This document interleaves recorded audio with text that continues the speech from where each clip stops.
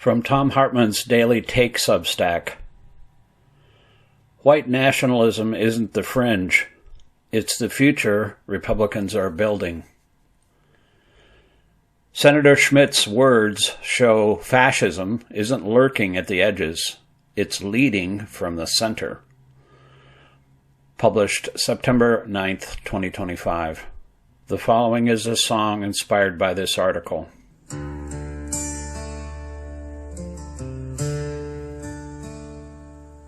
A senator stands with a traitor's tongue, calls us one people, but the song's been sung. Whitewashed lies in a blood-soaked frame. He spits on the dead and defiles their names. This is the new confederacy, wrapped in flags, fueled by hate. They burn the past to chain the future,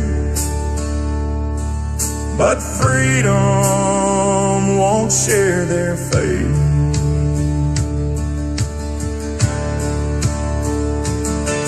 They torch the truth, they crown the lie, but the graves of heroes won't comply. From Gettysburg to Selma's fight, their ghost army falls to life. This is the new confederacy, a poison dressed as pride, but the dream of justice lives forever, and it won't be pushed aside.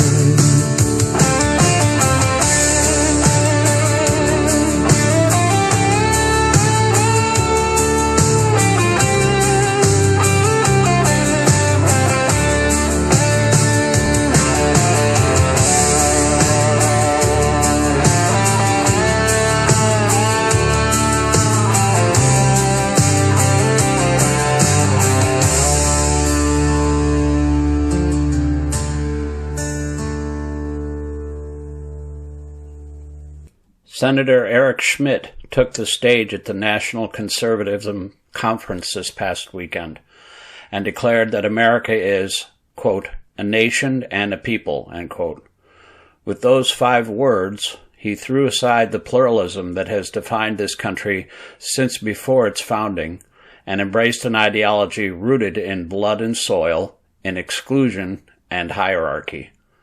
He put it in context. Quote, that's what set Donald Trump apart from the old conservatism and the old liberalism alike. He knows that America is not just an abstract, quote, proposition, end quote, but a nation and a people with its own distinct history of heritage and interests. When they tear down our statues and monuments, mock our history, and insult our traditions, they're attacking our future as well as our past.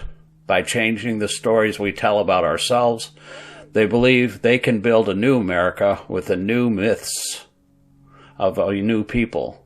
But America doesn't belong to them. It belongs to us, end quote.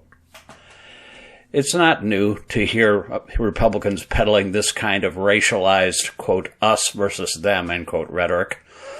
But it's still shocking to see a sitting United States senator parrot phrases that would be more at home in the speeches of European fascists or Confederates in the years leading up to the Civil War than in the halls of Congress.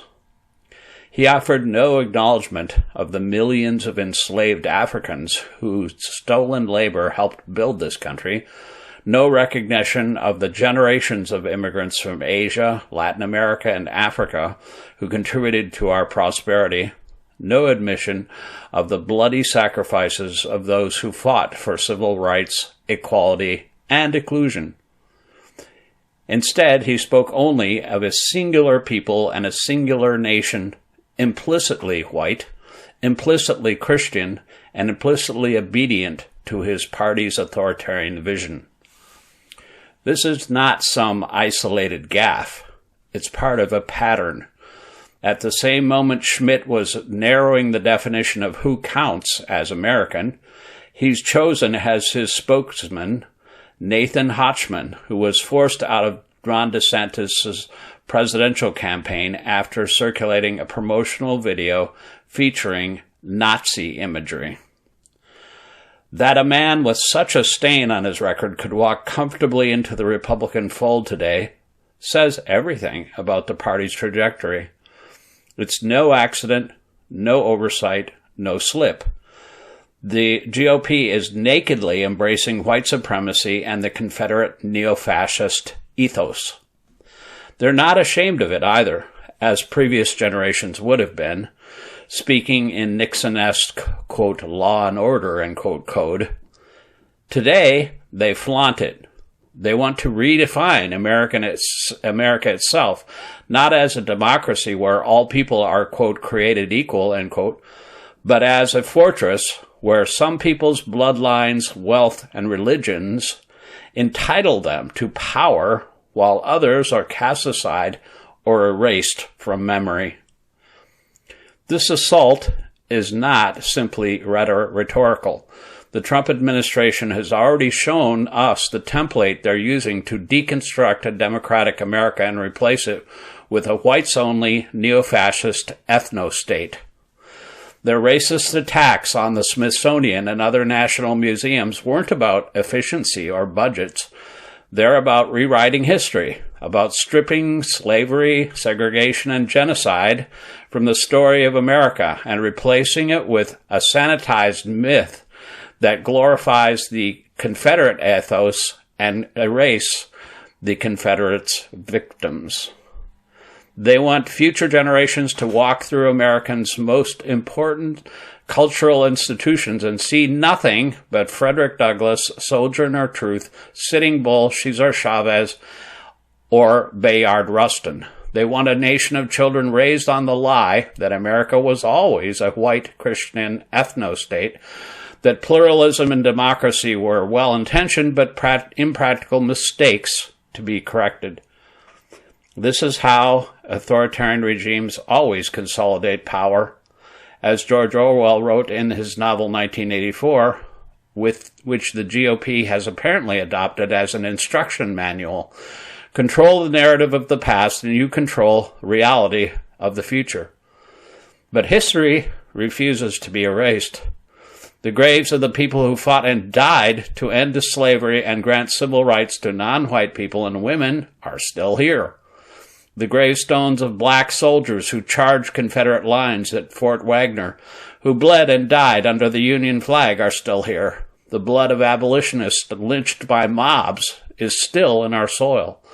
The memories of those who marched across the Edmund Pettus Bridge and were nearly beaten to death by racist sheriffs are still vivid. The soldiers of my father's generation who fell on Omaha Beach didn't die so that a senator from Missouri could try to turn our country into a singular, quote, nation and a people, end quote. They died for liberty and for equality, for a world where democracy could flourish instead of fascism. To erase their sacrifices by redefining America as a white nation is to spit on their graves. Where are the Republicans who once called themselves the party of Lincoln? The ones who agreed with President Reagan when he famously said, quote, you can go to live in France, but you cannot become a Frenchman. You can go to live in Germany or Turkey or Japan, but you cannot become a Turk, a German, or Japanese.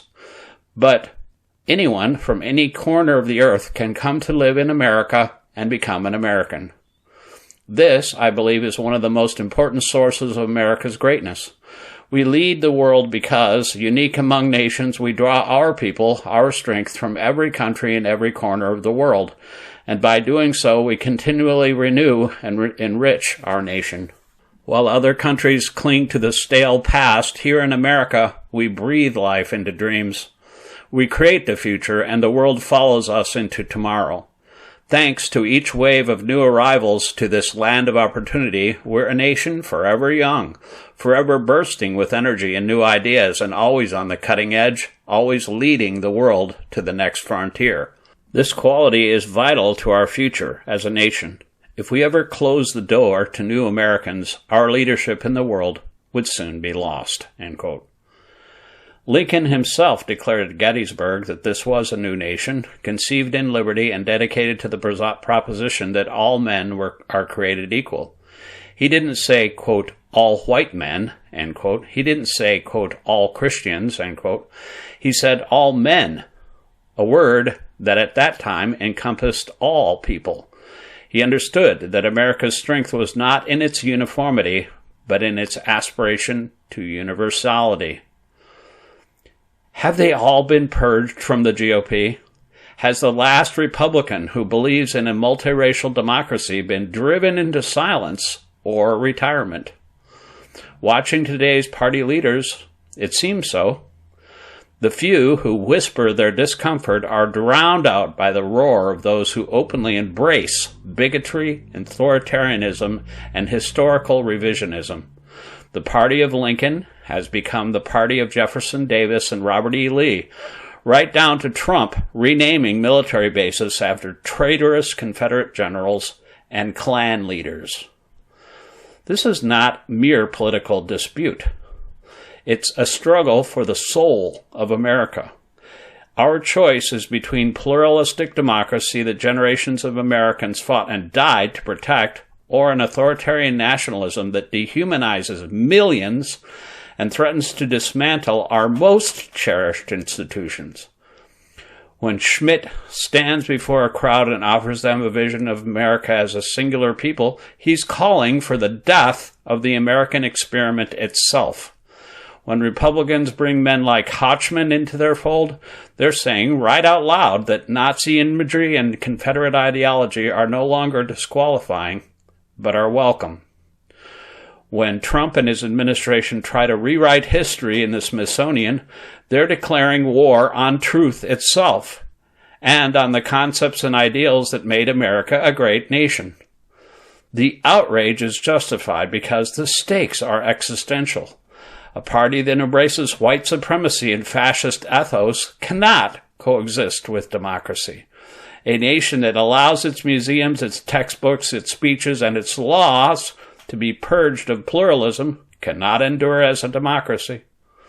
America has faced down this poison before. We lost 700,000 people fighting a civil war to crush it.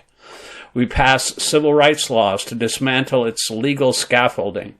We buried tens of thousands of soldiers in Europe who died fighting against fascism abroad. To let it rise here again at home, wrapped in the flag of one of our two great political parties, is the ultimate betrayal. And to put a massive punctuation mark on it, yesterday, Brett Kavanaugh wrote a shadow docket opinion for his 5 corrupt Republican colleagues on the Supreme Court, saying that it's now perfectly legal for ICE and other federal, state, and local police authorities to engage in racial profiling. Protesting Republicans bringing us fully into a, quote, "your papers, please," end quote, type of race-based fascism, Sonia Sotomayor said that because of the Republicans on the Supreme Court, quote, "the government, and now the concurrence, has all but declared that all Latinos, U.S. citizens or not, who work low-wage jobs and are fair game to be seized at any time, taken away from work, and held until they provide proof of their legal status to the agent's satisfaction," end quote. The question is now whether we'll rise to the moment. Will we allow a senator's words to pass unchallenged, a party's racism to be normalized, a nation's history to be rewritten? Or will we push back with the force of truth, with the weight of history, with the unyielding conviction that America belongs to all its people, not just those deemed acceptable by the far right? Silence is complicity, both on the part of our media and our politicians of both parties. Pretending that this is normal politics is complicity. It's time for every American who still believes in the Constitution, in equality, in pluralism, in democracy itself, to speak out in favor of an inclusive America. This is not about left versus right. This is about democracy versus fascism, inclusion versus exclusion, truth versus lies. Eric Schmidt and those who, like him, want us to forget who we are. They want us to forget the Declaration's promise, Lincoln's dedication, King's dream, and the sacrifices of millions of ordinary Americans who fought for liberty and justice. They want us to forget the very idea of America as a pluralistic nation. We must not forget. We must not be silent. We must not surrender America's future to those who would drag us back into the darkest chapters of America's past.